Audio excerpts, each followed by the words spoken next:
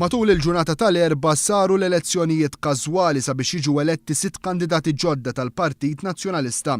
6 siġġiet parlamentari li ġew imbattla wara deċiżjoni l-ħall eżekuttiv tal-PN. L-ewwel kandidat nazzjonalista elett f'din l-elezzjoni kien Stephen Spiteri, kandidat li ġie elett wara li ċedielu s-siġġu parlamentari tiegħu Lorenz Gonzi li jiġi wkoll qarib viċin tiegħu.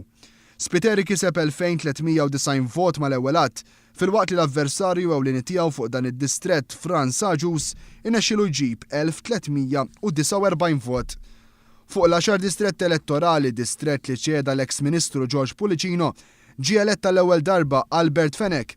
Il-professur Fenech kellu taqtija kbira mal-eks deputat parlamentari Karl Guder li spiċċa ma ġiex elett biss għal 20 ta' voti.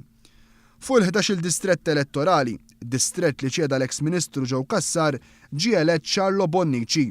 Fuq dan id-distrett elettorali li kbar taqtija kienet bejn il-kandidat Bonnici u s-sindku tal-Mosta Shirley Farrugia li ġabet biss madwar 300 vot inqas minn Charlo Bonnici.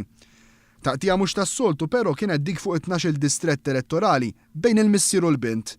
Fil-fatt wara li ċeda s-siġġu parlamentari tiegħu l-eks Ministru Tonio Fenech, it-taqtija s-siġġu parlamentari ta' 12 distrett elettorali kienet bejn Censu Gallia u bintu Graziella Gallia li kienet l-aħħar sindku nazzjonalista ta' San Pawl il-Baħar. Kienu biss madwar 500 vot li fl-aħħar mill-aħħar Censu Gallia rebaħ is-siġġu parlamentari fuq dan id-distrett, siġġu li ilu jżomm matul dawn l-aħħar 5 leġislaturi.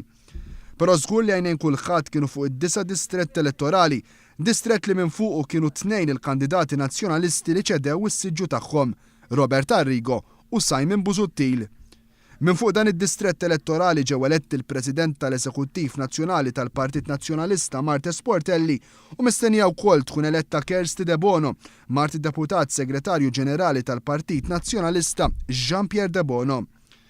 Matul dan l-att tal-voti żżar lill-voluntiera nazzjonalisti Simon Busuttil li ftit tal-ħin wara ppreżenta n-nomina tiegħu għal kap tal-Partit Nazzjonalista. Kien hemm preżenti wkoll Beppe Fenech Adami, kandidat ieħor prospettiv għal kariga ta' mexxej tal-Partit Nazzjonalista.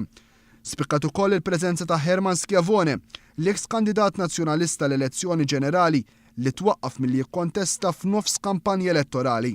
Schiavone jumejn ilu waqt Breakfast News kien żvela li kienu bosta l-kunsilliera nazzjonalisti li avviċinawh sabiex jikkontesta waħda mill-karigi fit-tmexxija tal-Partit Nazzjonalista.